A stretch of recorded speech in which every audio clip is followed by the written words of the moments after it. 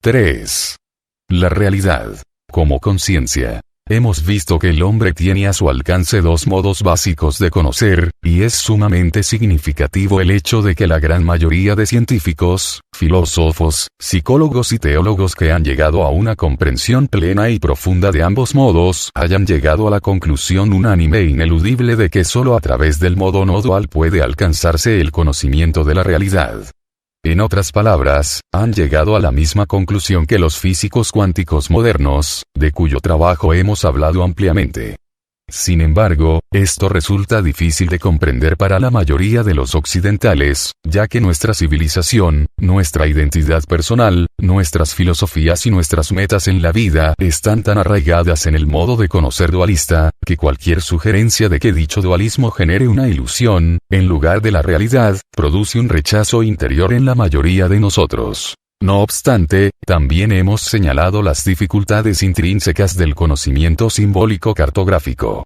Es dualista el hecho de dividir el universo en observador y observado, creando de ese modo dos mundos de uno solo y convirtiendo así el universo en falso consigo mismo. Este proceso de conocimiento se convierte en doblemente corrupto cuando el universo abstraído y simbolizado por el mismo se confunde con el universo auténtico, cuando el mapa se confunde con el territorio, y cometemos la falacia de la concreción desplazada. Atrapados en dicha algarabía, equipados única y exclusivamente con las herramientas mencionadas, descubrimos al acercarnos a la realidad que nuestras teorías e imágenes del mundo se desintegran con la misma facilidad con que las elaboramos, que en la base del mundo físico no hallamos una promesa de certeza sino un principio de indeterminación, un teorema de la incompletud en la base del mundo mental y, en resumen, que toda observación perturba la realidad. Esta es la naturaleza del conocimiento dualista y, sin embargo, parecemos menos dispuestos a examinar la idoneidad de dicho conocimiento que a buscar medios innovadores e ingeniosos, principalmente a través de la tecnología, ya que la tecnología es una extensión natural de la duología, que nos permitan incrementar su uso. En otras palabras, luchamos encarnizadamente para defender la fuente de nuestras ilusiones.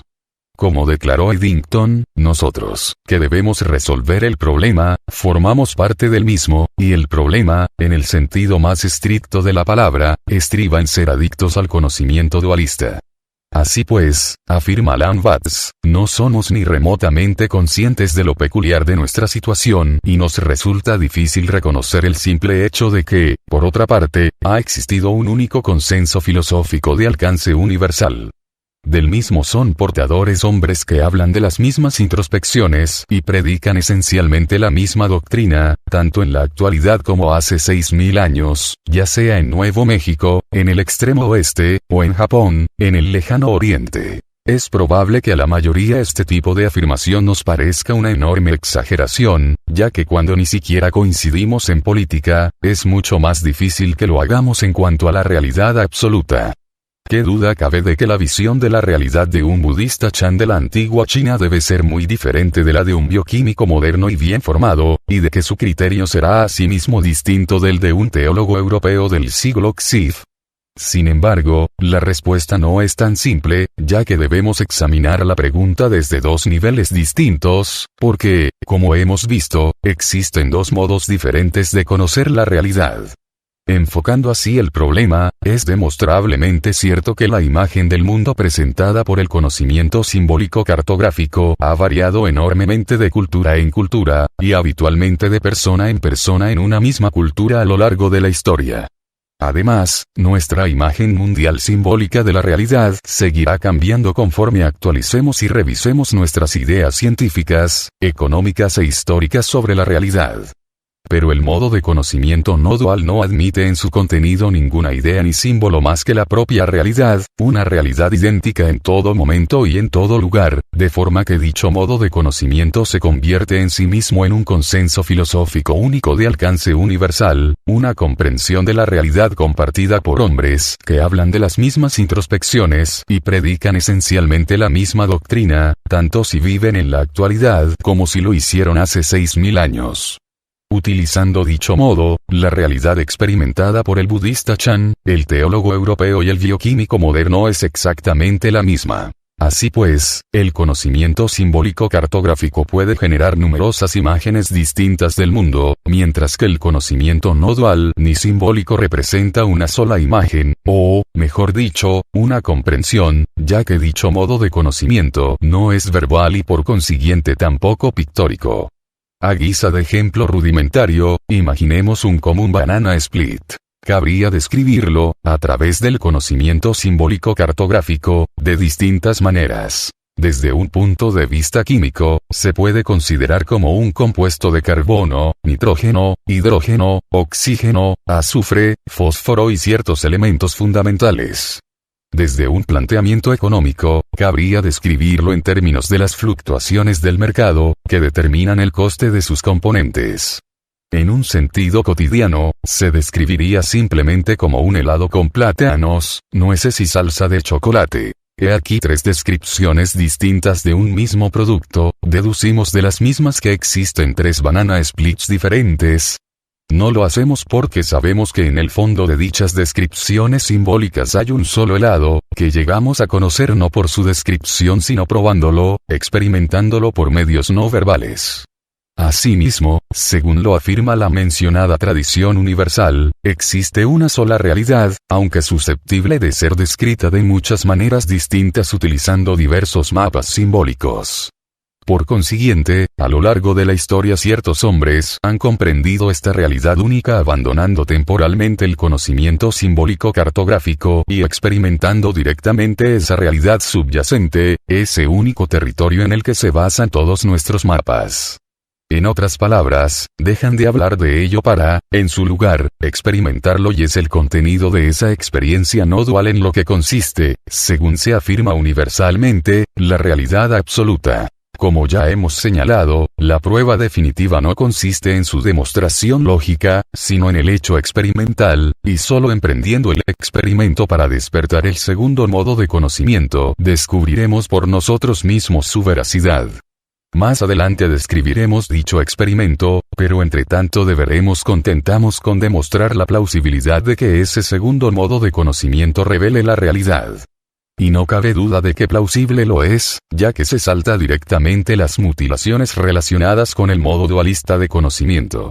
No bifurca el universo, ni rasga su manto indivisible para despedazarlo y convertirlo en falso consigo mismo, así como tampoco lo fuerza por el colador de la lógica, para quedarse luego perplejo ante los confusos resultados. En palabras de Teilhard de Chardin, hasta ahora hemos observado la materia como tal, es decir, según sus cualidades en un volumen determinado, como si fuera permisible romper un fragmento y estudiar la muestra independientemente de lo demás. Ha llegado el momento de señalar que dicho procedimiento no es más que una simple evasiva intelectual. Considerado en su realidad física y concreta, el universo no se puede dividir a sí mismo ya que, como una especie de átomo gigantesco, constituye en su totalidad lo único real indivisible. Cuanto más lejos y con mayor profundidad penetramos en la materia, gracias a métodos crecientemente poderosos, mayor es nuestra confusión ante la interdependencia de sus componentes. Cada elemento del cosmos está positivamente entrelazado con todos los demás. Es imposible fragmentar dicha red, aislar parte de la misma, sin que todos sus bordes se rasguen y deshilaclien.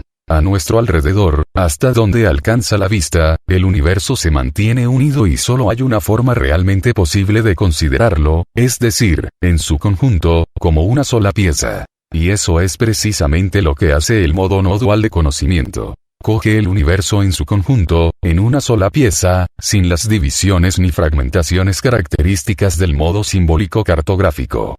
En cuanto a las características más específicas del modo no dual, las iremos señalando a lo largo de la obra. No se trata evidentemente de algo que pueda describirse simbólicamente en su totalidad, ya que eso sería conocimiento simbólico cartográfico.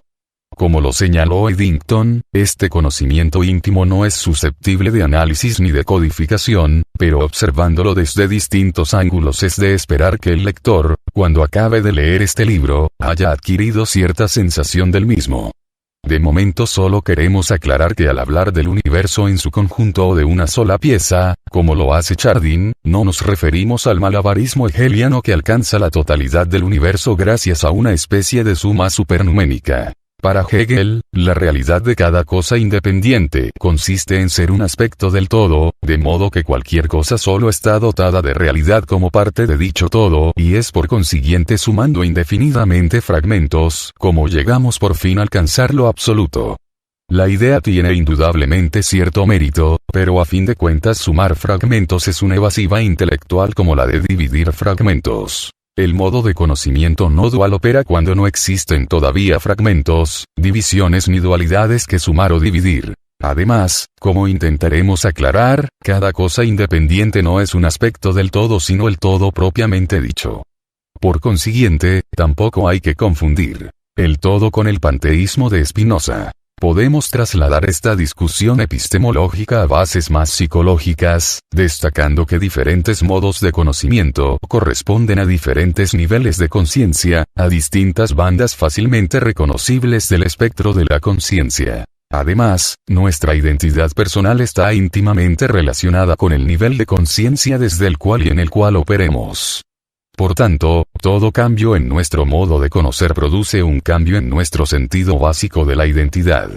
Así pues, cuando nos limitamos a utilizar el modo de conocimiento simbólico y dualista, que separa al sujeto conocedor del objeto conocido, otorgando a dicho objeto un símbolo o nombre apropiado, nosotros nos sentimos también distintos y ajenos al universo, identidad representada por nuestro papel y nuestra autoimagen. Es decir, el símbolo pictórico que hemos formado de nosotros mismos, convirtiéndonos dualmente en un objeto con respecto a nosotros mismos. Sin embargo, el conocimiento no dual opera de un modo distinto ya que, como hemos dicho, la naturaleza de dicho modo es la de ser uno con lo conocido, lo que evidentemente supone un cambio en nuestro sentido de la identidad.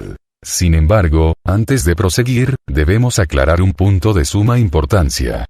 Figurativamente, hemos afirmado que el contenido del modo no dual de conocimiento es la realidad absoluta, ya que revela el universo en su absoluta autenticidad, no como se encuentra convencionalmente dividido y simbolizado.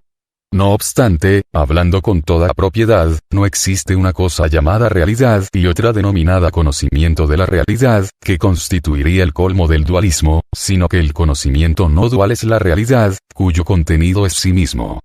La única razón por la que seguimos hablando del conocimiento no dualista de la realidad, como si ambas cosas estuvieran de algún modo separadas, se debe a que nuestro lenguaje es tan dualista que resulta positivamente difícil definirlo de cualquier otro modo.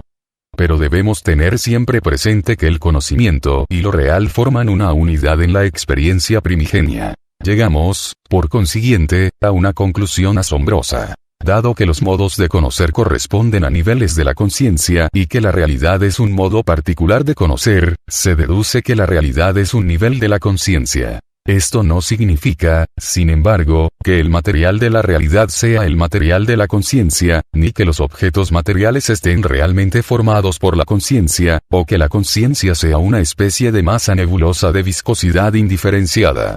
Solo significa, y aquí debemos recurrir temporalmente al lenguaje dualista, que la realidad es lo que se revela del nivel no dual de la conciencia que hemos denominado mente. El hecho de que se revele es un acto experimental, pero no se puede describir con precisión lo que se revela sin recurrir al modo simbólico de conocimiento. Por consiguiente, afirmamos que la realidad no es ideal, material, espiritual, concreta, mecanicista ni vital. La realidad es un nivel de la conciencia y solo dicho nivel es real. Debemos hacer hincapié en que, no por el hecho de afirmar que solo dicho nivel de la mente, o simplemente la mente, sea la realidad absoluta, se trate de la doctrina filosófica de idealismo subjetivo, aunque superficialmente se preste a dicha interpretación, ya que el idealismo subjetivo es un punto de vista según el cual se explica el universo únicamente como contenido de la conciencia, de modo que solo el sujeto, o ideal, es real y todos los demás objetos son fundamentalmente epifenómenos. Esto, sin embargo, no es más que una forma sutil y sofisticada del juego del delante contra el detrás, un modo de eludir el problema del dualismo declarando la mitad del mismo irreal, en este caso todos los objetos. Además, cuando afirmamos que la mente es realidad, no se trata de una conclusión lógica sino de una experiencia cierta. Como hemos señalado, la realidad es lo que se comprende y se siente en el nivel no dual y no simbólico de la mente. A pesar de que una filosofía determinada suele basarse en esta experiencia fundamental, la experiencia propiamente dicha no es en absoluto una filosofía, sino más bien la suspensión temporal de toda filosofía. No es un punto de vista entre tantos otros, sino la ausencia de todo punto de vista. Es lo que los hindúes denominan nirvikalpa samadhi, concienciamiento desprovisto de imágenes, o lo que los budistas tibetanos llaman sindambralpa isems, mente libre de todo pensamiento conceptual, o a lo que los budistas chan se refieren con el término unien, la mente en un estado de no pensamiento. El pensamiento dualista, que niega la realidad, debe ser a su vez negado. Por consiguiente, al afirmar que la realidad es un nivel de la conciencia, o que la realidad es solo la mente, nos referimos ni más ni menos a un estado de concienciamiento en el que el observador es lo observado, y en el que el universo no está dividido en un estado que ve y otro que es visto. Si es la fragmentación mutiladora lo que convierte al universo en falso con respecto a sí mismo, la realidad solo puede ser el estado anterior a dicha mutilación. Básicamente, es ese nivel de concienciamiento no dual lo que denominamos solo mente, ya que dicho estado es el único real. Hemos mencionado que un cambio en el modo de conocer corresponde a un cambio en el nivel individual de la conciencia y esto, a su vez, corresponde a un cambio en el sentido de identidad. Más adelante aclararemos debidamente estas correspondencias, pero ahora debemos ocuparnos por lo menos del último factor, es decir, del cambio de identidad. El modo dualista de conocimiento limita la identidad al conocedor, mientras que todo lo demás, lo conocido, parece sustancialmente remoto y ajeno. Sin embargo, con el cambio al modo no dual de conocimiento, el conocedor se siente uno con lo conocido, de modo que su identidad cambia también del aislamiento individual al todo, ya que conocer la realidad equivale a identificarse con ella misma. En palabras de Erwin Schrödinger, por inconcebible que parezca a la razón ordinaria, es decir, el modo primero o dualista, todos y cada uno de los seres conscientes como tales lo son todo en el todo. Por consiguiente, la vida que uno vive no es solo un fragmento de la existencia en su totalidad, sino en cierto sentido el conjunto. Así pues, uno puede arrojarse al suelo, extenderse sobre la madre tierra, con la certera convicción de que es uno con ella y ella con uno. Uno está tan firmemente establecido y es tan invulnerable como ella, a decir verdad 1000 veces más firme e invulnerable. Con la misma certeza que le absorberá a uno mañana, le devolverá a la lucha y al sufrimiento. Y no solo algún día. Ahora, hoy, le está devolviendo a uno, no una sola vez sino miles de veces, al igual que le absorbe a diario millares de veces. Y estas no son las palabras de un confuso místico, sino de la mente clara que fundó la mecánica cuántica. Para demostrar que esta experiencia que hemos descrito como solo mente, es decir, la experiencia de la realidad absoluta alcanzada por el modo no dual de conocer, es efectivamente universal, nos proponemos presentar un informe más o menos global, aunque sumamente breve, de las principales tradiciones que se han sumado a dicha experiencia. Pero para ello debemos explicar primero los instrumentos de comunicación que utilizaremos, y esto es inmediatamente problemático.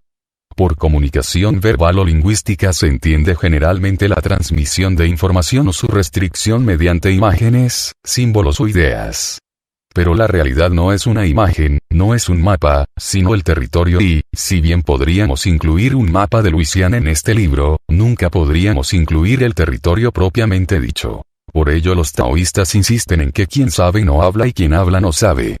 Puesto que las propias palabras forman parte de la realidad, si nuestro propósito es describir plena y completamente la realidad con palabras, debemos también describir las palabras que utilizamos y a continuación describir las palabras que usemos para describir las primeras palabras y la realidad se pierde en un círculo vicioso. Según dijo un filósofo, en sentido estricto, no podemos llegar a pensar en absoluto en la vida y en la realidad, porque ello tendría que incluir pensar sobre pensar, pensar sobre pensar sobre pensar y así hasta el infinito.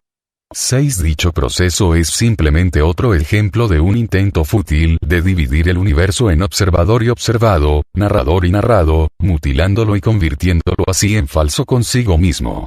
La comunicación lingüística, que en su sentido más amplio es simplemente la transmisión de pautas de palabras, a fin de cuentas no es más que el reflejo de la realidad en el espejo de la ilusión. No obstante, las palabras pueden ser útiles, aunque solo sea para recordarnos lo que somos, es decir, para volver a mentalizarnos, a centrarnos de nuevo en la mente. Para lograrlo con la mayor precisión que el medio lingüístico permite, tendremos que destacar cuidadosamente las formas básicas de utilizar el lenguaje para señalar o sugerir la realidad. Creemos que, en general, existen dos tipos de elaboraciones simbólicas que pueden ser utilizadas, ya sea juntas o por separado, de tres modos principales para hablar acerca de la realidad. En primer lugar describiremos dos tipos básicos de elaboraciones simbólicas y a continuación explicaremos las tres formas en que se utilizan. El primer tipo de elaboración simbólica es lineal, unidimensional, analítico y habitualmente lógico. Es el tipo de elaboración simbólica que podemos encontrar en las publicaciones científicas, en tratados jurídicos y en la mayoría de las obras filosóficas, donde se enlaza una colección de símbolos meticulosamente definidos, uno tras otro, en una línea, de acuerdo con la sintaxis peculiar del sistema. Esta oración constituye un ejemplo de lo dicho y su linealidad es perfectamente evidente, porque en realidad se extiende a lo ancho de la página formando líneas impresas.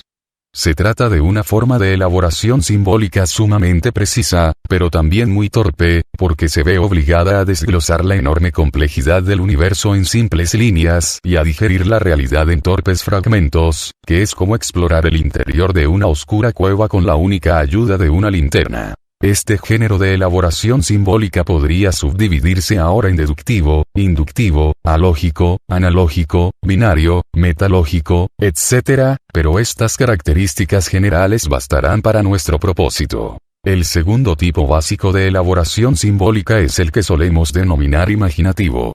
En este caso se trata de una elaboración simbólica pictórica y multidimensional, que se halla en el corazón de la expresión artística, de los mitos, la poesía, los sueños y la imaginación.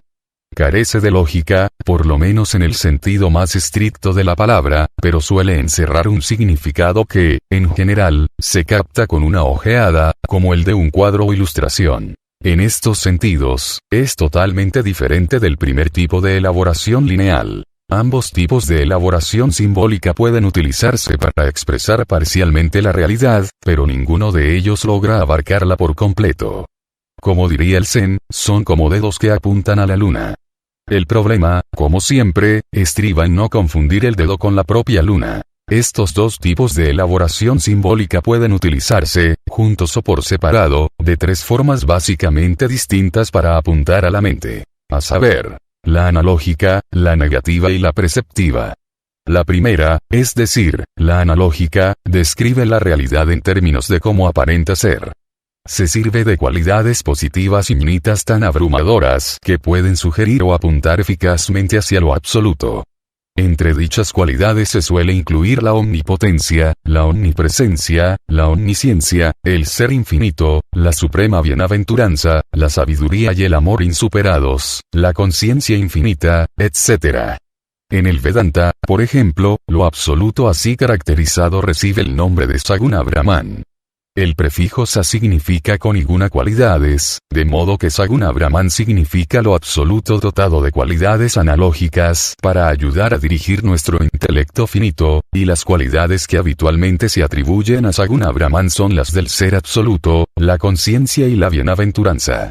San Dionisio, pseudo-areopagita, utilizó el término katapatik para referirse a esta forma analógica de apuntar a lo absoluto, que significa descripciones positivas y finitas utilizadas para sugerir la naturaleza de la realidad. Por regla general, estas descripciones analógicas suelen pertenecer al tipo lineal de elaboración simbólica, pero acostumbran a ir acompañadas ineludiblemente de elaboraciones de tipo imaginativo, como las evidencias por ilustraciones religiosas, cuadros, crucifijos, mandalas, imaginería y relatos mitológicos, etc. Este medio analógico es muy común en casi todas las formas religiosas populares, pero especialmente en el cristianismo, en ciertas formas de tantra como el Vajrayana y en el hinduismo. El segundo camino, el negativo, describe la realidad de una forma enteramente negativa, ya que, como señaló Santo Tomás, debemos avanzar por el camino de retroceso, puesto que Dios en su inmensidad excede toda concepción que nuestro intelecto pueda formar. La vía que Santo Tomás llamó negativa, San Dionisio la denominó apofántica y relacionó dicha forma con la escultura, ya que solo eliminando todas las obstrucciones se llega al producto acabado. Esto no representa en modo alguno un nihilismo exacerbado, sino el simple reconocimiento de que, tarde o temprano, tendremos que dejar de contemplar solo los mapas si lo que deseamos ver directamente es el territorio. En el Vedanta esto se expresa con la frase neti, neti, lo absoluto no es eso ni aquello, ni ninguna idea o cosa en particular, sino la realidad subyacente. Así pues, Brahma, en este contexto, recibe el nombre de Nirguna Brahman, donde Nir significa sin. Brahma, en esencia, carece de toda cualidad describible, ya que cualquier cualidad que se le atribuya a Brahma excluye necesariamente la cualidad opuesta. Por ejemplo, si es bueno no puede ser malo, lo cual impone una limitación a Brahma, mientras que lo absoluto está desprovisto de tales limitaciones. Es neti, neti. En el budismo Mahayana, especialmente en el Madhyamika y sus ramificaciones, la realidad recibe el nombre de Sunyata, vacío, lo que no significa una nada en blanco y sin característica alguna, sino la comprensión de que uno no puede afirmar nada directamente acerca de lo absoluto, sin caer en el círculo vicioso que le obliga a uno a afirmar sobre afirmaciones sobre que la realidad es el vacío porque está desprovista de elaboración conceptual. Estas dos formas, la analógica y la negativa, por útiles que puedan ser, no pasan, como tantos charloteos, de ser intentos vanos de definir o analizar una realidad que no se somete a análisis ni codificación. ¿Y qué hallaréis?, pregunta el maestro de Zen, Rinzai. Solo palabras y nombres, por excelentes que sean. Y jamás la alcanzaréis, la realidad. Podéis estar seguros de ello. El tercer camino, por consiguiente, es una invitación en forma de conjunto de reglas experimentales para descubrir la realidad por uno mismo. Es lo que G. Spencer Brown denomina precepto, del que dice que es comparable a las formas prácticas del arte como la cocina, en la que el gusto de un pastel, aunque literalmente indescriptible, puede ser transmitido al lector en forma de una serie de preceptos denominados receta. La música es una forma artística semejante, en la que el compositor no pretende describir el conjunto de sonidos que imagina, ni mucho menos los sentimientos provocados por los mismos, pero escribe una serie de órdenes que, de ser obedecidas por el lector, podrán resultar en la reproducción de la experiencia original del compositor. Así pues, a pesar de que la realidad, al igual que todas las experiencias e introspecciones, es literalmente indescriptible, puede ser indirectamente encauzada fijando un conjunto de reglas, que si se siguen plena y fidedignamente conducen a la experiencia de la misma.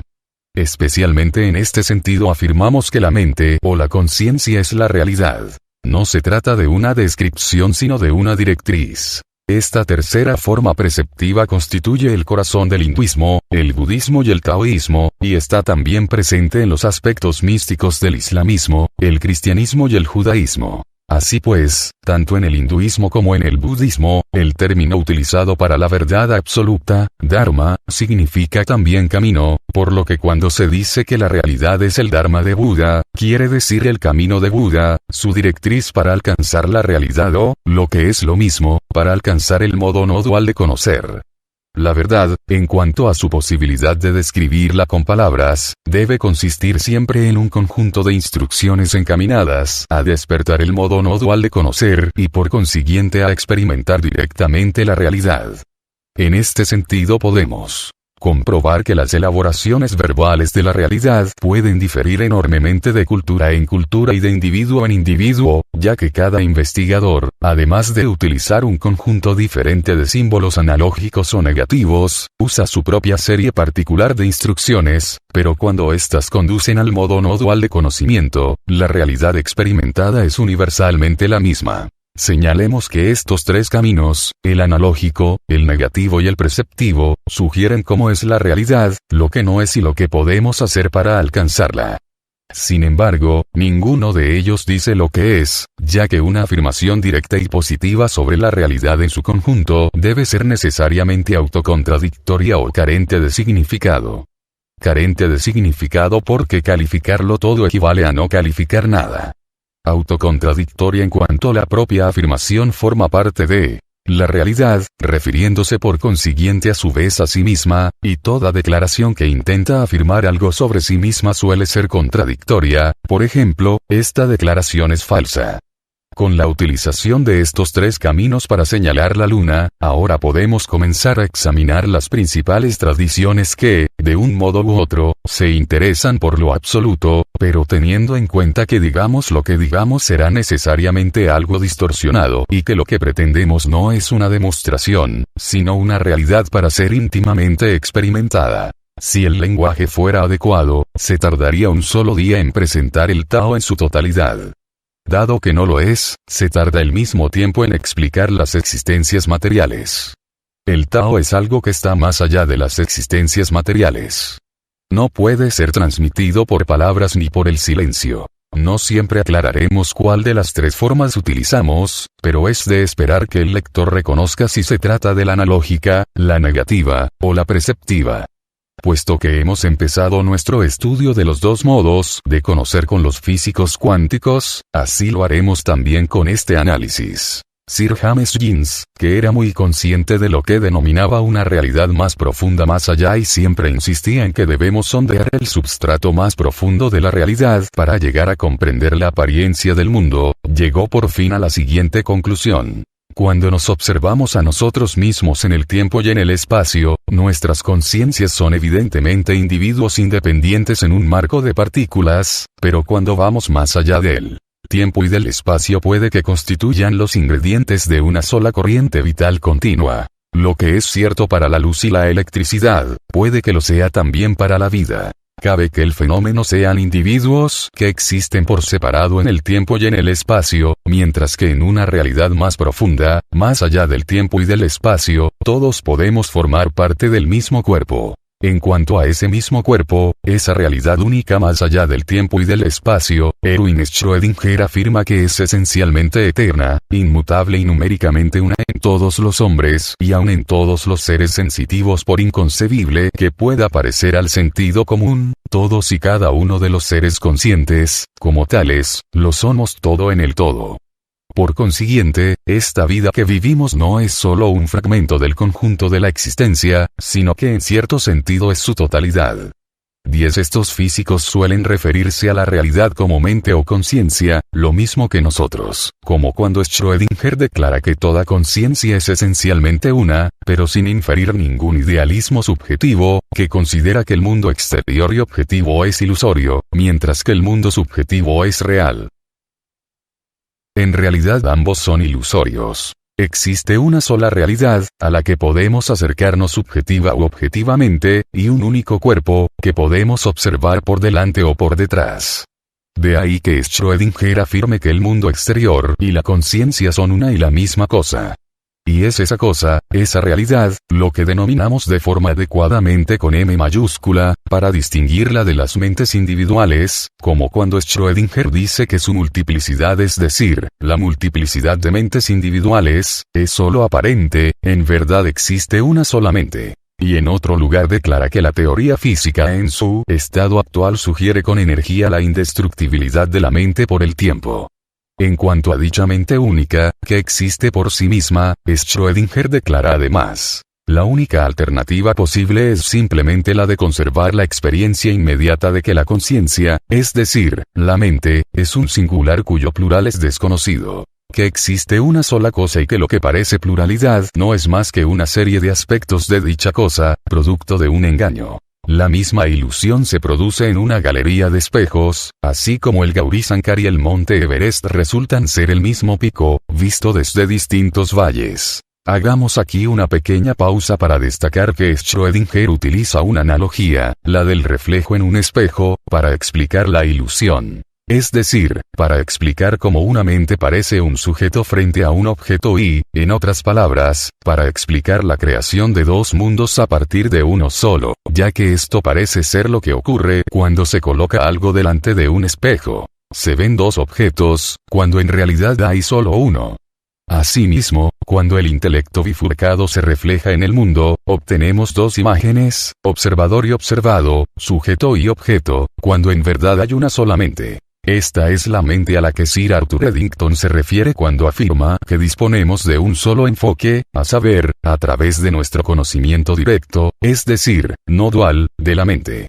El supuesto enfoque, dualista, a través del mundo físico solo conduce al ciclo de la física, en el que no cesamos de dar vueltas como un gato que intenta atrapar su propia cola. Al igual que dichos físicos, el budismo mahayana se refiere frecuentemente a dicha realidad única con términos tales como solo mente, citamatra, mente única, ekasita, u otros nombres parecidos.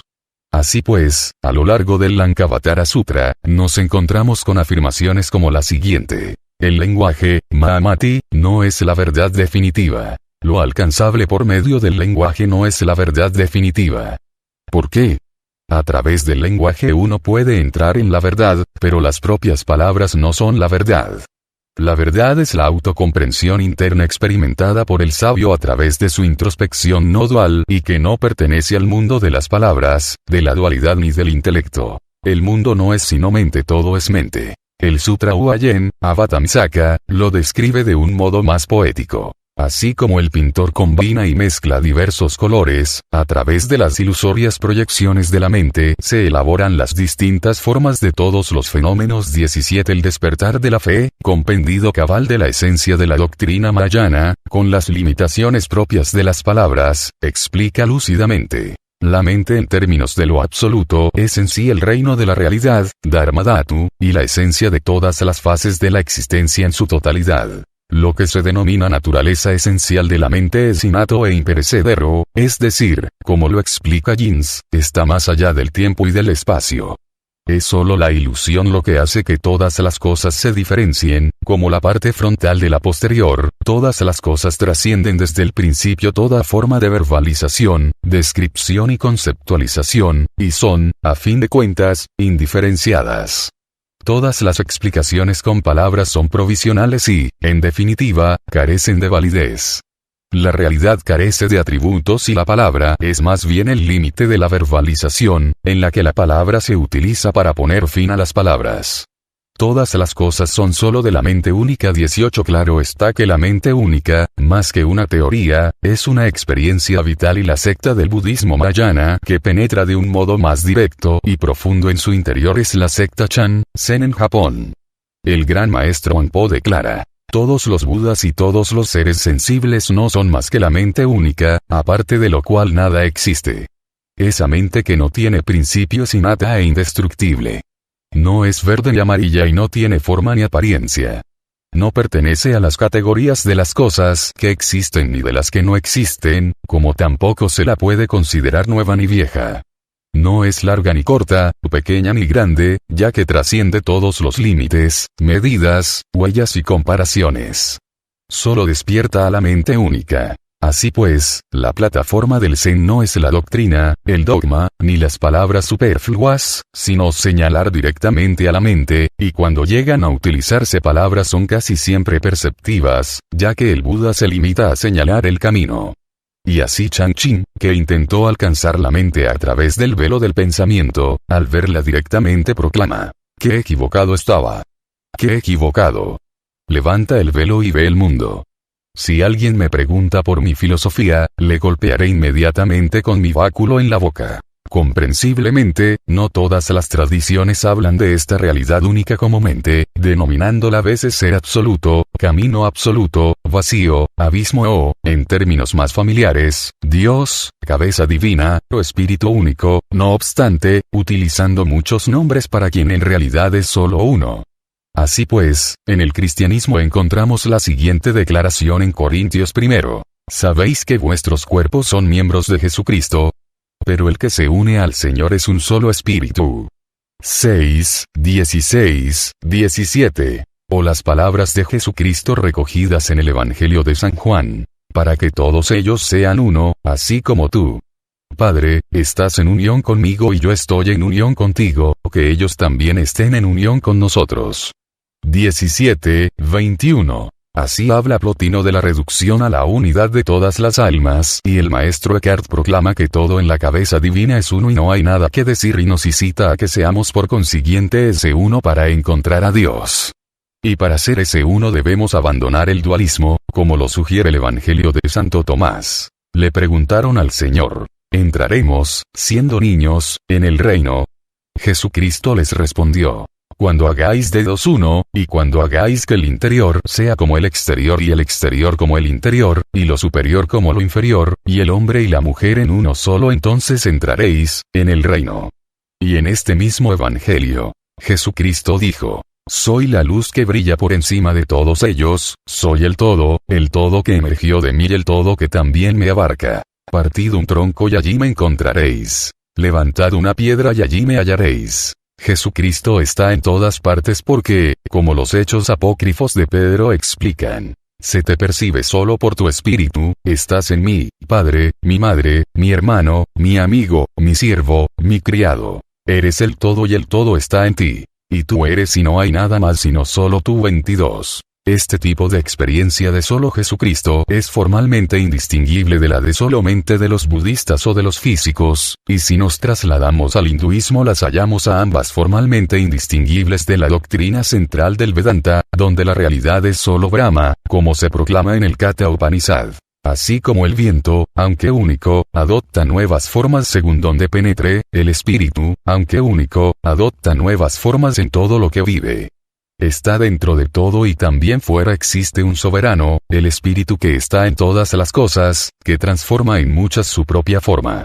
Solo los sabios que le ven en su propia alma alcanzan la gloria eterna. Y en el Mundaka Upanishad, de él procede toda la vida, la mente y los sentidos de toda la vida. De él procede el espacio y la luz, el aire, el fuego, el agua y esta tierra que nos alberga a todos y, así, una infinidad de seres procede del Espíritu Supremo. A lo largo de los Upanishads se declara la existencia de una realidad única, que puede recibir los nombres de Prajapati, Vishnu o Brahma, pero el Señor, bajo muchos nombres distintos, es no obstante la única realidad y la totalidad de este universo es en verdad Brahma.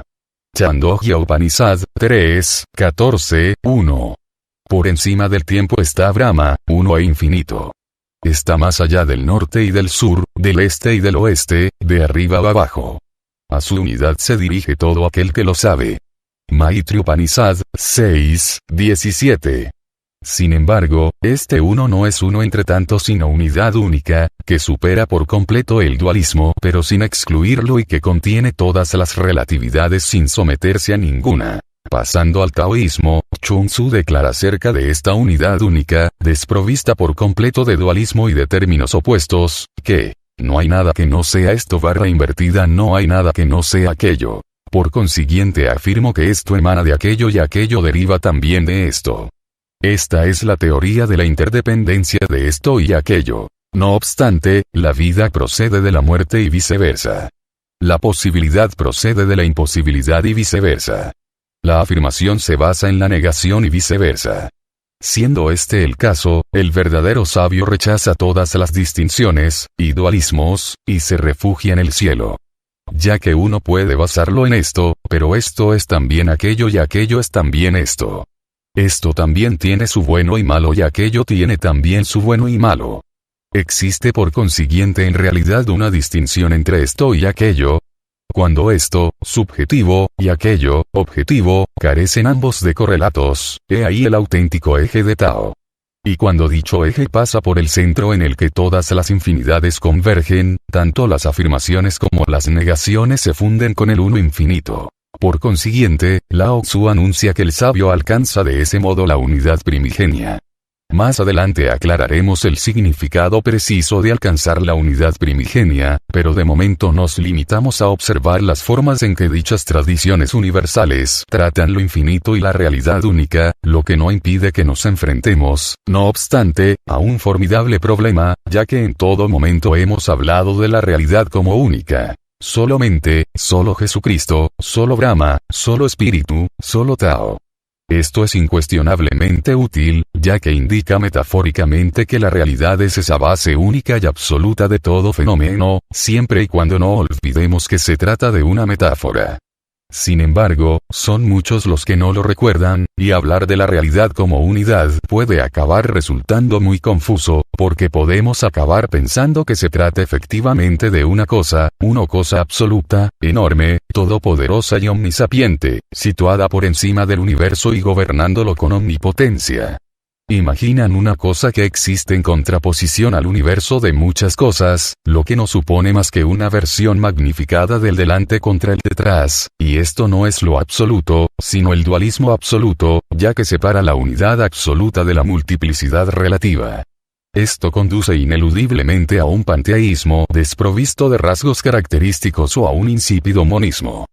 Por consiguiente, cuando estas tradiciones hablan de uno, hacen siempre hincapié en que no se refieren literalmente a uno, sino a lo que se expresaría mejor como no dual.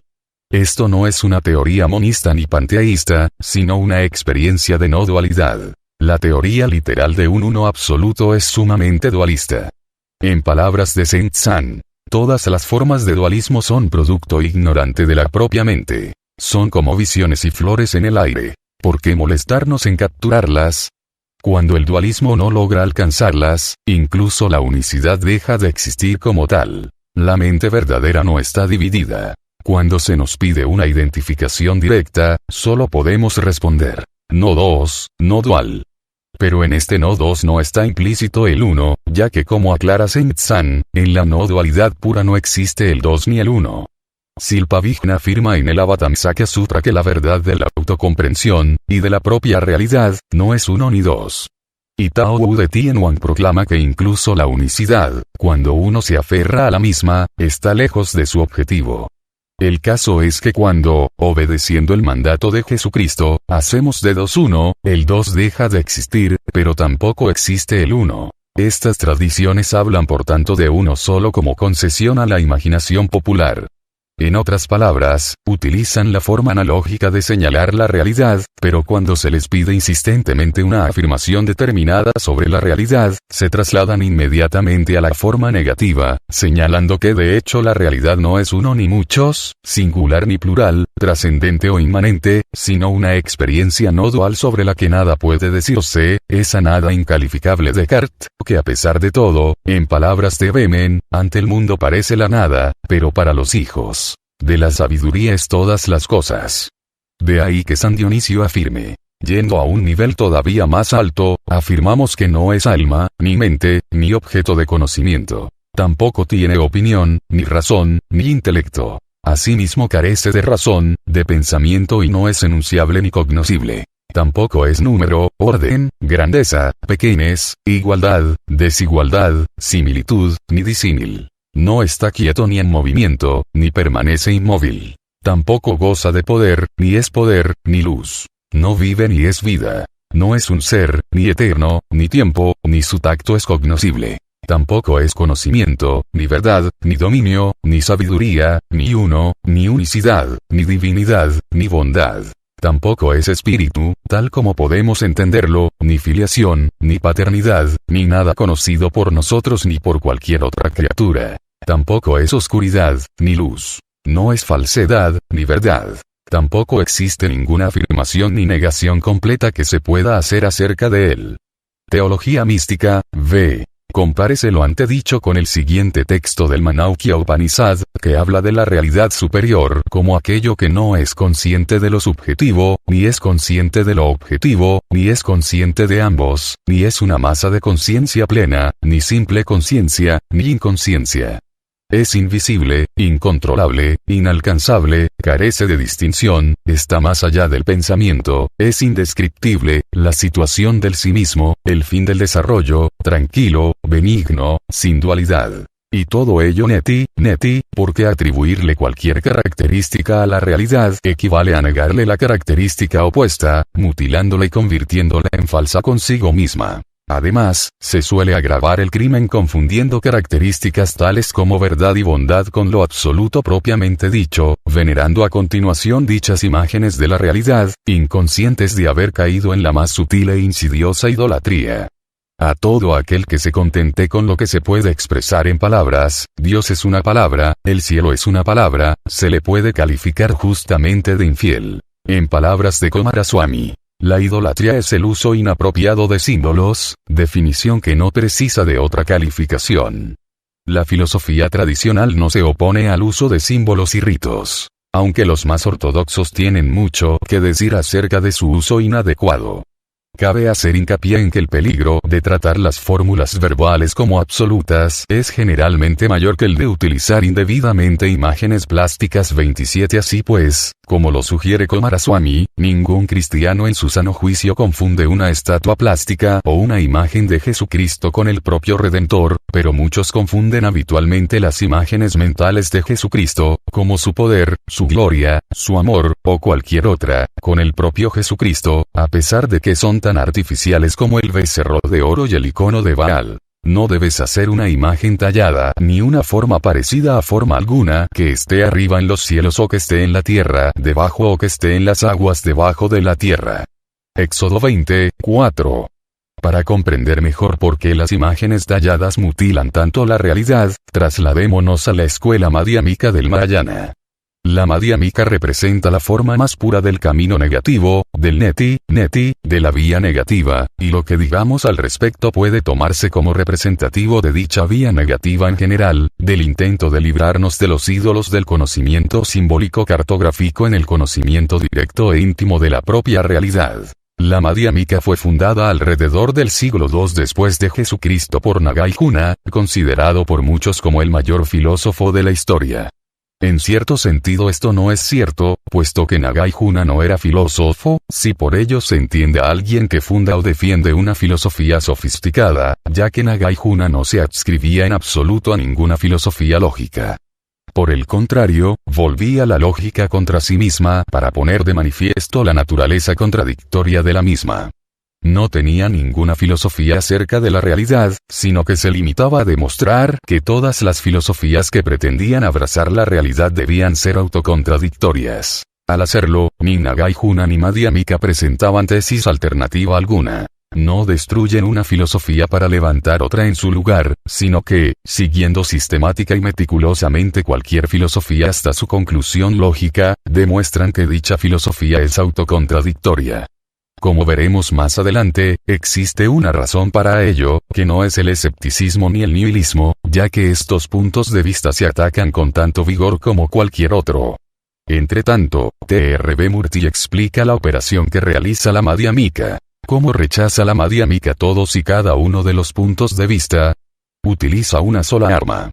Extrayendo las inferencias de cualquier punto de vista, muestra su carácter autocontradictorio.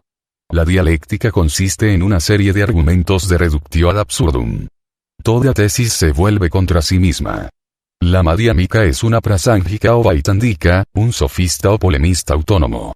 La madhyamika refuta la tesis del contrincante, sin demostrar ninguna tesis propia. La reductio ad absurdum se realiza en beneficio único del defensor de la tesis, utilizando su propia lógica, con principios y procedimientos perfectamente aceptables para él. La madhyamika puede cumplir este cometido con cualquier punto de vista de la antigua filosofía porque el lenguaje es dualista o relacional, y por consiguiente, el significado de cualquier afirmación o negación viene dado exclusivamente en función de su propio opuesto.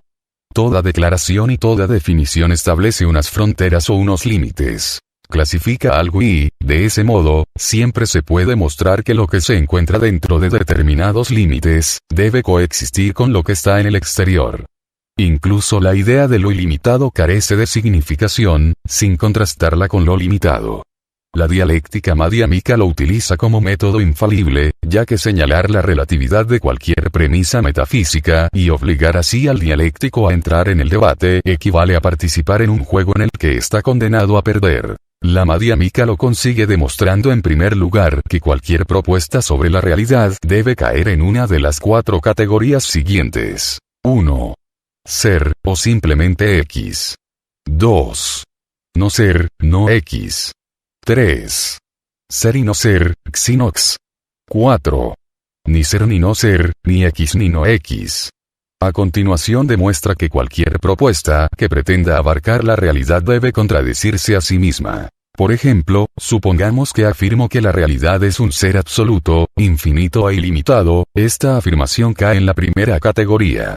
Sin embargo, un ser absoluto e ilimitado excluye positivamente el no ser y la relatividad, y toda exclusión es indicio de limitación, porque excluir equivale a colocar una frontera o un límite entre lo que debe y lo que no debe ser excluido. Por consiguiente, mi ser ilimitado es limitado y me he contradicho a mí mismo.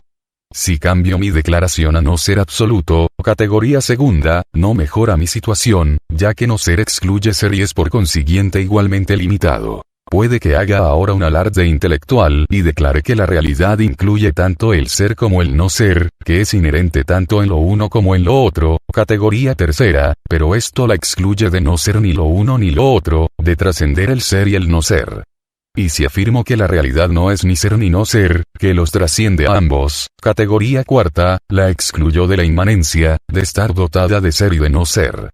En resumen, dado que toda afirmación solo tiene sentido en función de su opuesto, se puede demostrar que cualquier afirmación es puramente relativa y si la misma abarca la realidad, se volverá contra sí misma en forma de contradicción. Sin embargo, la Madhyamika hace hincapié en que no defiende la no existencia de una realidad absoluta. Se limita a señalar que no hay idea alguna aplicable a la propia realidad. El rechazo de la Madhyamika de todas las alternativas lógicas, de las 4 categorías lógicas, es al mismo tiempo un rechazo de la competencia de la razón dualista para comprender la realidad. La razón genera ilusión, nunca realidad. Por consiguiente, la realidad está desprovista de razón. Sin embargo, a estas alturas, no debería sorprendernos el hecho de que pensemos lo que pensemos no es la realidad. En palabras del Lankavatara Sutra, la realidad suprema es lo eternamente impensable. Una idea, cualquier idea que uno sea capaz de concebir, solo tiene significado en relación con su opuesto. Arriba no tiene sentido sin abajo, izquierda carece de sentido sin derecha, ser no tiene sentido sin no ser, ilimitado sin limitado, verdadero sin falso, bueno sin malo, oscuridad sin claridad. Sin embargo, como lo señaló Juan Scotus, Erigena, la realidad como conjunto no tiene término opuesto y por consiguiente no se puede llegar a pensar en ella. Suzuki dice simplemente: dado que, la realidad, está más allá de todas las formas de dualismo, en la misma no hay contrastes, y por tanto, no existe caracterización posible de la misma. Fue con este ánimo como Nicolás de Cusa definió a Dios como coincidencia de términos opuestos. En realidad, esta es la forma en que los astrofísicos ven el universo en la actualidad. Se dobla sobre sí mismo como una banda de Moebius y carece, por consiguiente, de exterior, con lo cual, al no tener exterior tampoco tiene interior o, podría decirse, su interior es su exterior. Coincidencia de términos opuestos, el universo como no dual. Nuestra lógica cotidiana se desbarata ante tales afirmaciones, ya que opera sobre la base del puro dualismo y por tanto es incapaz de asimilar que el interior sea el exterior, que el arriba sea el abajo, o que lo bueno sea lo malo. Así, por ejemplo, la lógica establece una distinción, mediante un círculo sobre una superficie plana, y afirma que el interior de dicho círculo es clara y evidentemente distinto e independiente del exterior. Si bien esto es cierto sobre una superficie plana, hay que tener en cuenta que el universo no es plano, sino que más bien parece recordar la forma de una rosquilla, un tipo de curvatura como la de un toro, y si dibujamos un círculo sobre un toro su interior es su exterior. Podemos separar lo interior de lo exterior solo porque así lo acordamos, o pretendemos hacerlo, pero eso no pasa de ser una pretensión. De ahí que el Lankavatara Sutra proclame: una vez más, Mahamati, que se entiende por no dualidad, significa, Mahamati, que la luz y la sombra, lo largo y lo corto, el blanco y el negro son términos relativos y no independientes entre sí. Como el nirvana, absoluto, y el samsara, relativo, todas las cosas no son dos. No hay nirvana excepto donde hay samsara, ni samsara donde no hay nirvana, ya que la condición de la existencia no tiene carácter de exclusión mutua. Por tanto, se dice que todas las cosas son no duales. La dualidad, y los opuestos son, dicho brevemente, términos de relación o del pensamiento, pero no de la realidad. Sin embargo, la mayoría de nosotros ocultamos por completo la realidad tras los términos con que la representamos y, por tanto, el propósito de la Madhyamika consiste en demostrarnos la inutilidad absoluta de la razón dualista respecto a la realidad. T.R.B. Murti explica: La inferencia del método Madhyamika es que lo real está sobrecargado con el bagaje de nuestros conceptos y puntos de vista. En su mayoría son a priori y reciben el nombre de avidya, ilusión, que es una estructura ideal que oculta la realidad. Lo real se conoce al descubrirlo, al eliminar la opacidad de las ideas. El método Madhyamika consiste en desconceptualizar la mente y liberarla de todo concepto, tanto empírico como a priori. La dialéctica no es un camino para la obtención de información, sino una catarsis. Es primordialmente un camino de purificación del intelecto. La razón funciona a través de la diferenciación y la distinción. No puede prescindir de la dualidad de términos opuestos, sin perder su naturaleza de razón. El punto de vista de la razón es la de un punto de vista especial y determinado. No es un conocimiento universal o desinteresado. El conocimiento no dual consiste en la abolición de todo punto de vista particular que limita y distorsiona la realidad. La Madhyamika está por consiguiente diseñada para erradicar y abolir dichas construcciones ideales que ocultan la realidad y por consiguiente no es una filosofía determinada, sino una crítica de todas las filosofías. En este sentido no se diferencia de la crítica de Kant, ni de las críticas del positivismo lógico, ya que coinciden en que toda afirmación sobre la realidad no facilita la información que promete. Pero, al contrario que Kant y los positivistas, la Madhyamika no se contenta con eso. Su única razón para destruir todo concepto dualista consiste en romper nuestro hábito de depender exclusivamente de la forma de conocimiento simbólico cartográfica y abrirnos así al modo de conocimiento no dual, único capaz de alcanzar la realidad. La negación total del pensamiento no es el nihilismo, sino la apertura de prajna, la introspección no dual. La negación es por tanto la desesperanza del pensamiento, pero abre inmediatamente una nueva avenida. El camino de la intuición. La negación es el umbral de la intuición intelectual. Sunyata, el vacío, no es solo la negación del drishti, visión, juicio, sino que es prajna. Sunyata es solo negativo en cuanto al pensamiento, pero en sí mismo es el conocimiento no relacional de lo absoluto. La dialéctica como sunyata es la eliminación de las limitaciones impuestas por nuestros conceptos, con su tendencia práctica o sentimental, sobre la realidad. Es la liberación de la realidad de las restricciones artificiales o accidentales, y no la negación de la realidad. Sunyata es la negación de las negaciones. De ese modo reafirma el carácter infinito e inexpresablemente positivo de lo real. 34 El hecho de que la realidad esté vacía, sunyata, de elaboración conceptual, drishti, tiene algunas consecuencias asombrosas. Quizá no sea difícil ver que ninguna idea ni representación simbólica es aplicable a la realidad, pero tal vez no sea ni mucho menos tan evidente que muchas de nuestras ideas sobre la realidad operan a niveles inconscientes. De ahí que nuestra percepción de la realidad pueda estar, y lo está casi siempre, distorsionada por conceptos inconscientes, en formas de las que apenas somos conscientes. Benjamin Wolf, pionero de la ciencia lingüística, lo describió como sigue. Decimos Vedes a ola. Es la misma pauta de Vedes a casa. Pero, sin la proyección del lenguaje, nadie ha visto jamás una sola ola. Vemos una superficie en movimiento ondulatorio permanente. Hay lenguas en las que no se puede decir una ola, y en este sentido están más cerca de la realidad. En Hopi se dice Walalata, tiene lugar un oleaje plural, y además se puede señalar un lugar determinado del oleaje, como en nuestro caso.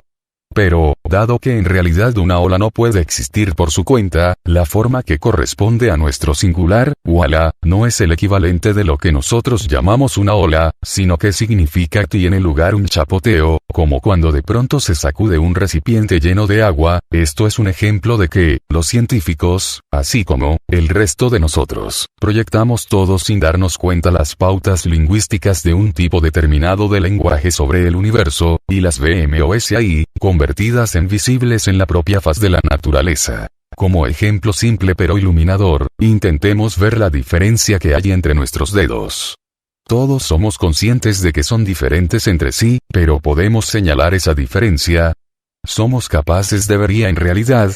No existe en los dedos, ni tampoco existe entre los mismos. A decir verdad, no está ahí. No podemos ver la diferencia porque no es más que un concepto, un mapa de la realidad que hemos elaborado para facilitar el debate y la comunicación. En efecto, nunca vemos dicho concepto, ya que lo utilizamos como algo a través de lo que vemos e interpretar así la realidad. Demos ahora un nuevo paso e intentemos mirar alguna cosa, cualquier cosa, como una silla, un árbol, un libro, o una de las palabras de esta página. Sin embargo, lo que uno ve no es en realidad una sola cosa, del mismo modo en que uno jamás ha visto una sola ola, ya que lo que nuestros ojos perciben realmente es la totalidad de un campo visual, un continuo gestalt, como cuando uno lee, por ejemplo, la palabra vaca, sin que la vista se limite exclusivamente a dicho término, sino que abarca el conjunto de la página y parte del área circundante. Sin embargo, cuando leemos solemos fijar nuestra atención en las palabras y hacer caso omiso del fondo ambiental. Es decir, abstraemos intelectual y conscientemente, y por consiguiente creamos cosas de la totalidad del continuo visual, fijando selectivamente nuestra atención en un aspecto del campo y haciendo caso omiso de todo lo demás. En palabras de William James, de lo que es en sí un continuo abigarrado e indistinguible, desprovisto de distinción, sunyata, o énfasis, nuestros sentidos crean para nosotros, fijando la atención en dicho movimiento y haciendo caso omiso del mismo, un mundo lleno de contrastes, de marcados acentos, de bruscos cambios, de un pintoresco claro barra oscuro. El Moltz dice que solo nos damos cuenta de aquellas sensaciones que son signos de cosas para nosotros. ¿Pero qué son cosas? Solo, como veremos sobradamente, grupos especiales de cualidades sensibles, que por razones prácticas o estéticas resulta que nos interesan, a las que en consecuencia otorgamos nombres y elevamos a un nivel exclusivo de independencia y dignidad. Bergson era también consciente de la naturaleza espuria de las cosas ya que, como él mismo señaló, el pensamiento las crea fragmentando la realidad en pequeñas porciones fácilmente asimilables. Por consiguiente, pensar equivale a fragmentar. El pensamiento no informa sobre las cosas, sino que distorsiona la realidad para crearla así, como indica Bergson, al hacerlo permite que escape la esencia misma de lo real. Así pues, en la medida en que imaginamos un mundo de cosas discretas e independientes, los conceptos se han convertido en percepciones, y de ese modo hemos poblado nuestro universo con lo que son meros fantasmas. Por consiguiente, la Madhyamika declara que la realidad, además de estar vacía de elaboración conceptual, lo está asimismo de cosas independientes, dharmas. En resumen, la Madhyamika denomina lo absoluto sunyata, vacío. Vacío de cosas y de pensamientos. Pero recordemos que el vacío no es la nada ni el nihilismo, sino simplemente la realidad antes de fraccionarla con el conceptualismo, territorio puro más allá de todo mapa descriptivo. Esta es la razón por la que el budismo se refiere también a la realidad como tathata, que significa tal esa vacieza. El mundo real tal como es y no como se describe o clasifica. No nos extenderemos ahora sobre tathata, de lo que hablaremos en un capítulo posterior. Solo cabe subrayar que no hay forma evidente de describir lo que es ajeno a los límites de la descripción, y por consiguiente nos referimos al mundo real de tathata como vacío. Incluso la denominación territorio puro es inadecuada. Por tanto, no debemos confundir el vacío con una idea ni con un objeto de pensamiento. Uno no puede pensar el vacío, pero lo está contemplando en estos momentos. Hablando en forma dualista, sunyata no es el objeto del pensamiento sino el objeto de prajna, concienciamiento no dual, con mayor propiedad, sunyata es prajna, conocimiento y lo real como no dos. Y si sunyata se concibe como idea, también esa idea hay que vaciarla. No puede llamarse vacío ni no vacío, ni ambos ni lo uno ni lo otro. Pero a fin de identificarlo, lo denominamos el vacío. Si la realidad está desprovista de distinción, como afirman James y la Madhyamika, lo que habitualmente denominamos cosas distintas deben de ser, en cierto sentido, cosas idénticas a todas las demás cosas distintas, ya que las distinciones que las separan son solo convencionales. Ahora bien, afirmar que todas las cosas son idénticas equivale a decir que las cosas independientes no existen, y la escuela Ujjayen, Kegon, del budismo Mahayana ha elegido el enfoque anterior para elaborar la profunda doctrina del Dharmadhatu, o reino de la realidad. Lao Yen declara que cuando a través de la ilusión vemos que las cosas independientes existen, alcanzamos un nivel de experiencia en el que cada cosa, dado que en sí misma es irreal, contiene todas las demás cosas, o está penetrada por las mismas, experiencia denominada uju o interpenetración mutua. Así se compara el universo con una red de resplandecientes brillantes, en el que cada uno contiene el reflejo de todos los demás y su propio reflejo existe a su vez en todos los demás. Uno en todos, todos en uno o unidad en la diversidad, diversidad en la unidad.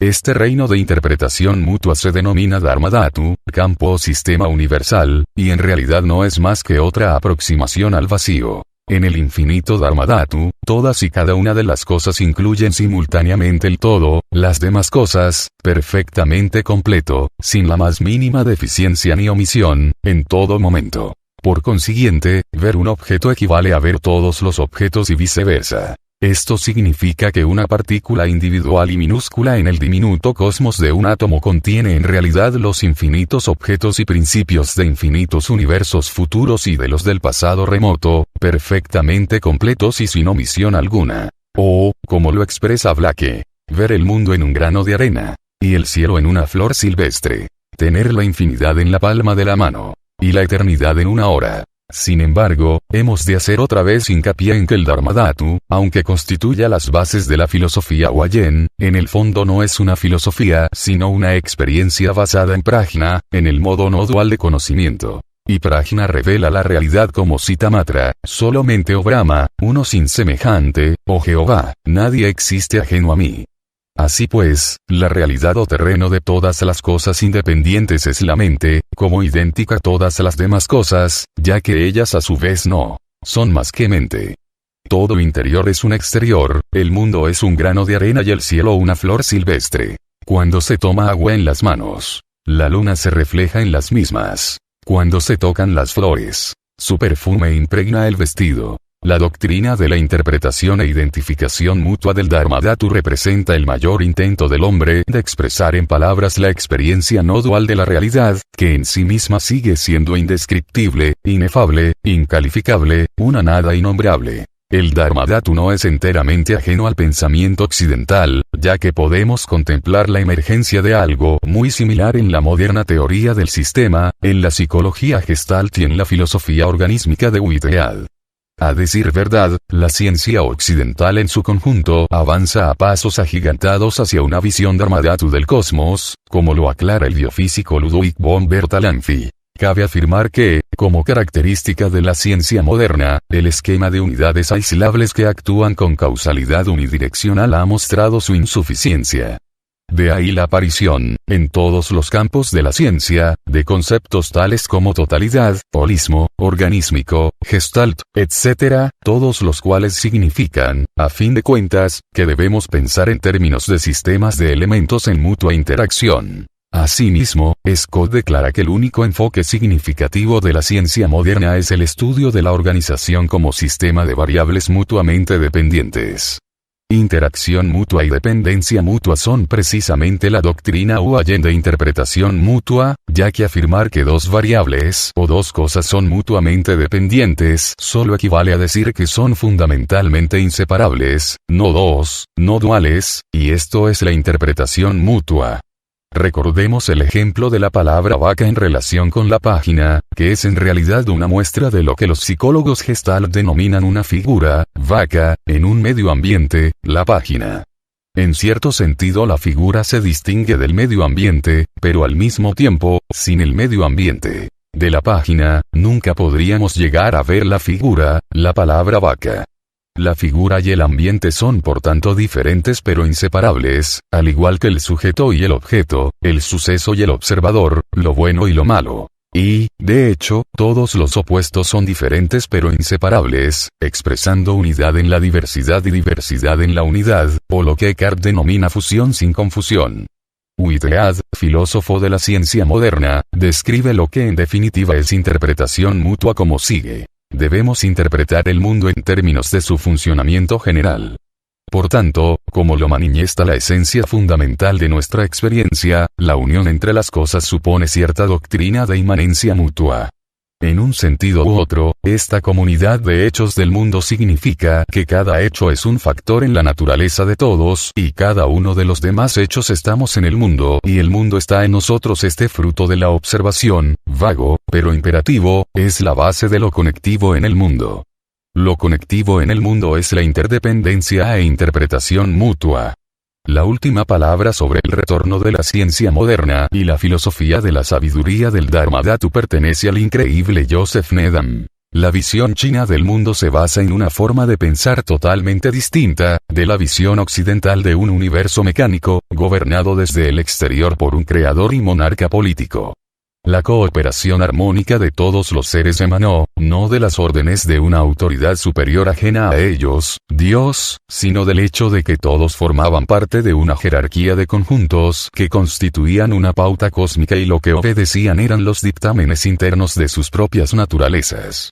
La ciencia moderna y la filosofía del organismo, con sus niveles de integración, han regresado a dicha sabiduría, reforzadas por la nueva comprensión de la evolución cósmica, biológica y social. La última tradición de la que hablaremos en este informe será la del budismo Yogacara, elaborada en el siglo IV de nuestra era por los hermanos Asanga y Vasubandhu. El único aspecto que pretendemos resaltar respecto a Yogacara es su énfasis en el papel del dualismo sujeto/objeto en la creación de una ilusión y convirtiendo el universo en falso para sí mismo. Como es de suponer, todas las tradiciones mencionadas mantienen que el dualismo sujeto/objeto es en realidad, si no la mayor, una de las mayores fuentes de la creación de dos mundos de uno solo, pero el Yogacara lo ha convertido en la base de una profunda y sólida psicología, por cuya razón merece que se le mencione. La esencia del Yogacara podría resumirse como sigue. Toda objetivación es una ilusión, o simplemente todos los objetos son ilusorios. Asimismo, todos los objetos son objetos mentales. Veamos un simple ejemplo. Cuando leo las palabras de esta página, la página parece ciertamente diferente e independiente de mí, que la estoy leyendo. Parece, en otras palabras, un objeto externo, el objeto de mi vista, de mi tacto, etc. Pero el Yogacara afirma que dicha separación entre yo como sujeto interior, es decir, en mi cabeza, y esta página como objeto exterior es una ilusión flagrante. Quizá lo comprendamos a partir de otra introspección de Whitehead, a saber, la de que mi actual experiencia es la de lo que soy ahora. Es decir, mi actual experiencia y mi yo son dos términos con el mismo significado. Sin embargo, a la mayoría, esto nos parece bastante extraño, porque nuestro conocimiento dualista nos convence de que no sintamos que somos nuestra actual experiencia, sino de que la tenemos. Sin embargo, si este fuera el caso, nunca podríamos experimentar absolutamente nada, ya que si todas las sensaciones son algo que tenemos, ¿qué ocurre entonces cuando uno es consciente de sí mismo? Si uno mismo es un conglomerado de diversas sensaciones y todas las sensaciones son algo que uno tiene, no puedo decir que sea un yo, sino que tengo un yo. Ahora bien, ¿quién es ese yo que tiene un yo? ¿Otro yo, un segundo yo? ¿Y quién tiene esa sensación de un segundo yo? ¿Un tercer yo? ¿Cuántos yo debo postular? El Yogacara declara que este círculo interminable no es más que una bobada dualista.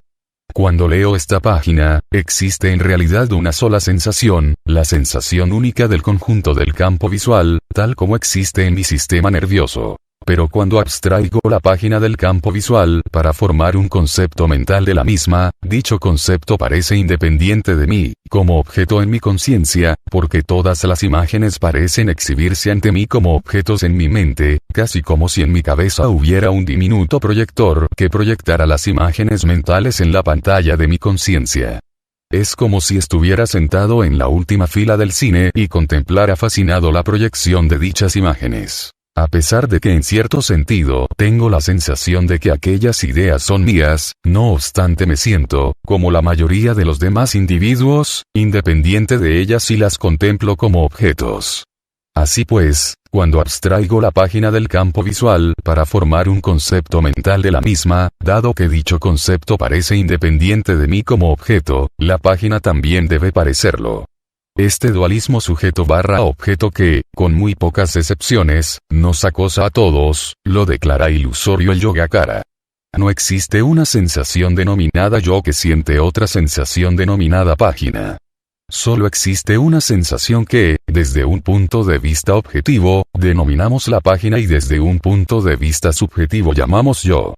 El interior es el exterior, y mientras lo sintamos como independientes seguiremos atrapados en una ilusión. De ahí que todos los objetos sean ilusorios y todos los objetos sean objetos mentales. Si el hecho de que en estos momentos la sensación denominada uno mismo sea la misma que la sensación llamada página nos parece extraño, o nos da la impresión de que es fruto de una mente oriental primitiva e ilusoria, permitamos que William James nos lo describa con sus propias palabras. Si nuestra propia visión particular del papel, o de esta página, se considerara abstraída de todos los demás acontecimientos, como si constituyera por sí misma el universo, y podría darse perfectamente el caso, ya que no sabemos de nada que lo contradiga, en tal caso el papel visto y el hecho de verlo no serían más que dos nombres para un mismo hecho indivisible que, propiamente llamado, sería el dato, el fenómeno o la experiencia.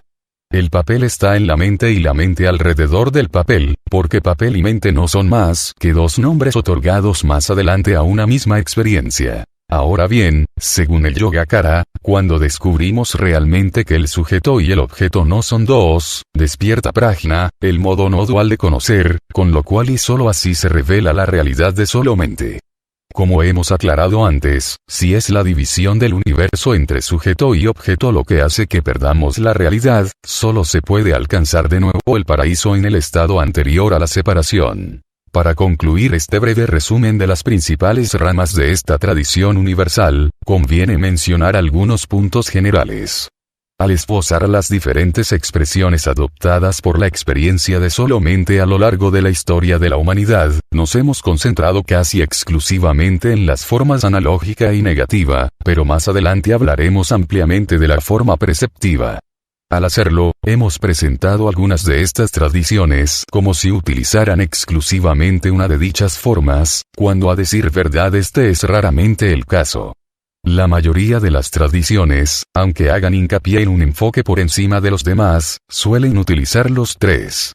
Es frecuente que, cuando el maestro de una de dichas tradiciones inicia a un discípulo, comience por el enfoque analógico y positivo, explicando que existe una realidad absoluta todopoderosa y omnisapiente, cuyo descubrimiento le otorgará al discípulo una paz invencible. Esto le ayuda al iniciado a orientarse y a comenzar su búsqueda de lo definitivo.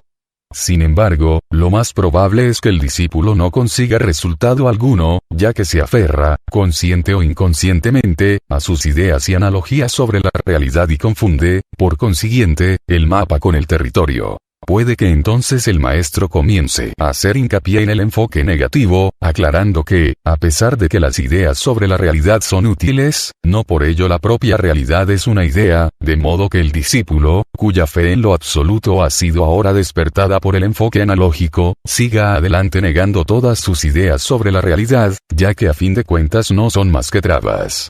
En palabras de Coomaraswamy, queda siempre un último paso, en el que el ritual se abandona y se niegan las verdades relativas de la teología. Así como fue el conocimiento del bien y del mal lo que provocó la caída del hombre de su elevado estado inicial, debe ser también el conocimiento del bien y del mal, de la ley moral, lo que acabe por liberarlo. Por muy lejos que uno haya ido. Queda un último paso que dar, que incluye la disolución de todos los valores anteriores. Sri Ramana Maharaj lo resumió diciendo que llegará el momento en que uno deba olvidar todo lo que ha aprendido. Tal vez esto forme parte del significado que hay tras el rico simbolismo bíblico de en verdad os digo que, a menos que el grano de trigo caiga en la tierra y muera, permanecerá solo. Pero si muere, entonces da mucho fruto, y os conviene que me marche. Así como en la nube de desconocimiento olvidar.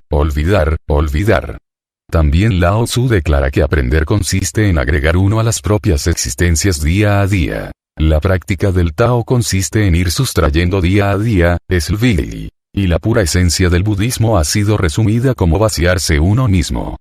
Para favorecer dicha disolución, dicho vaciamiento, suele utilizarse entonces el enfoque perceptivo, en el que se le ofrecen al discípulo una serie de experimentos que, si los realiza correctamente, le conducen directamente a la experiencia de la realidad tal como es y no como se nombra. Así pues, en la mayoría de las tradiciones se utilizan los tres enfoques, analógico, negativo y preceptivo, solo con cambios de énfasis de una a otra tradición. Vemos como los místicos cristianos tienen el Dios analógico, omnisciente y omnipotente, además de la cabeza divina, de la que nada puede decirse. Los hindúes tienen el Brahma Saguna analógico, que es ser conciencia bienaventuranza, y el Brahma Nirguna negativo, que es neti, neti. Asimismo, los budistas tienen el Dharmadhatu analógico, además del Dharmakaya, organismo universal, Citta, mente absoluta, etc., así como el Sunyata negativo. Y, naturalmente, todas estas tradiciones han desarrollado conjuntos de experimentos perceptivos, denominados ejercicios espirituales, en los que todas las ideas, analógicas o negativas, se dejan temporalmente a un lado para experimentar directamente la realidad. En resumen, nuestra concepción ordinaria del mundo como complejo de cosas que se extienden por el espacio y suceden una tras otra en el tiempo no es más que un mapa convencional del universo. No es real. No es real porque esta imagen generada por el conocimiento simbólico cartográfico depende de la división del universo en cosas independientes vistas en el espacio/tiempo, por una parte, y el observador de dichas cosas por otra. Para que esto ocurra, el universo debe dividirse necesariamente en observador y observado o, en palabras de Brown, el universo debe convertirse en distinto de sí mismo y por consiguiente falso consigo mismo. Por consiguiente, nuestras imágenes simbólicas convencionales y dualistas son sutiles falsificaciones de la misma realidad que pretenden representar. Dicha división, sin embargo, más que falsa es ilusoria, y las filosofías, psicologías y ciencias que dependen de la misma no son por tanto erróneas sino absurdas. Tan imposible es para el hombre separarse del universo y extraer conocimiento del mismo, como para una mano agarrarse a sí misma o para un ojo verse a sí mismo. Pero el hombre, al depender como lo hace del conocimiento dualista, se propone lo absurdo e imagina que lo consigue. El resultado es una imagen del universo compuesta por fragmentos llamados cosas, desparramados por el espacio y por el tiempo, todos ellos extraños y ajenos a esa isla de concienciamiento aislado que el hombre imagina ahora que es. Así pues, perdido en sus propias tinieblas, reducido a esta abstracción pura del mapa dualista del cosmos, el hombre olvida por completo lo que el mundo es en realidad. Sin embargo, ineludiblemente, si al dividir el universo en observador y observado, conocedor y conocido, sujeto y objeto, es cuando el universo se convierte en distinto y falso para sí mismo, entonces está claro que solo comprendiendo que, como dice Schrödinger, sujeto y objeto son solo uno, emerge una comprensión del mundo real. Si esto es cierto, solo esta comprensión merece el título de verdad absoluta. Esto es todo lo que estas tradiciones pretenden comunicamos. Ver a través de las ilusiones que el conocimiento simbólico dualista nos ha ofrecido y despertar así al mundo real. Dado que este mundo real en su conjunto no tiene contrapartida, resulta claro que no es algo que podamos definir o asimilar, ya que todos los símbolos solo tienen sentido en función de sus términos opuestos, algo de lo que carece el mundo real. De ahí que se denomine vacío, sunyata, vacuidad, agnosia. Lo que significa simplemente que todas las ideas y propuestas sobre la realidad son nulas e inválidas. Al mismo tiempo, significa que el mundo real está desprovisto de cosas independientes, ya que las cosas son producto del pensamiento y no de la realidad. Así pues, el mundo real se denomina también Dharmadhatu, reino en el que se supone que las cosas independientes carecen de existencia real, excepto como elementos inseparablemente entretejidos en el manto sin costuras del conjunto del universo. Y solo por ello, únicamente debido a que la realidad es un manto sin costuras no dividido en sujeto y objeto, sin objetos independientes abstraídos y desparramados por el espacio/tiempo, con el descubrimiento del mundo real será perfectamente evidente que lo que antes se creía un sujeto ajeno a los objetos y lo que se veía como un conglomerado de cosas independientes esparcidas por el espacio y por el tiempo son en realidad miembros de un solo cuerpo. O, si se prefiere, el universo no es en realidad distinto de sí mismo. De ahí que el mundo real se denomine también solo Brahma, solo Jesucristo, Talesa, solo Tao, solo conciencia, solo sí mismo, uno sin otro, el universo no separado de sí mismo ni falso para sí mismo. Aunque la realidad sea inexpresable, no es inexperienciable. Pero dado que la experiencia del mundo real se ve entorpecida por nuestros conceptos acerca del mismo, y puesto que dichos conceptos se basan en la división entre un sujeto que conoce y unos conceptos que son conocidos, todas estas tradiciones hacen hincapié en que la realidad solo se puede experimentar de un modo no dual, sin brecha alguna entre conocedor y conocido, ya que solo así se evita entregar el mundo a la ilusión. Esto significa que la realidad y nuestra percepción de la misma son una y la misma cosa, lo que R. H. Bliss denomina la experiencia del universo por el universo. Este concienciamiento es lo que hemos denominado modo no dual de conocer, el universo conociéndose a sí mismo como sí mismo. Además, puesto que hemos sugerido que este modo de conocer corresponde a una función, un estado o nivel de la conciencia que hemos denominado mente y, dado que conocer la realidad equivale a ser realidad, podemos destilar la totalidad de la esencia de dichas tradiciones en la frase la realidad es un nivel de la conciencia, o simplemente, la realidad es solo mente. El hecho de que la realidad reciba el nombre de Brahma, Dios, Tao, Dharmakaya, vacío, o lo que sea, no tiene gran importancia, ya que todos esos nombres apuntan a ese estado de mente no dual en el que el universo no se divide en observador y observado. Pero este nivel de la conciencia no es difícil de descubrir ni está profundamente enterrado en la psique. Por el contrario, está muy próximo, cercano y es omnipresente. La mente no es en modo alguno diferente del lector que en estos momentos tiene el libro en sus manos. A decir verdad, en un sentido muy especial, la mente es aquello que en este momento está leyendo esta página. Intentemos descifrar ahora este sentido especial al que nos referimos.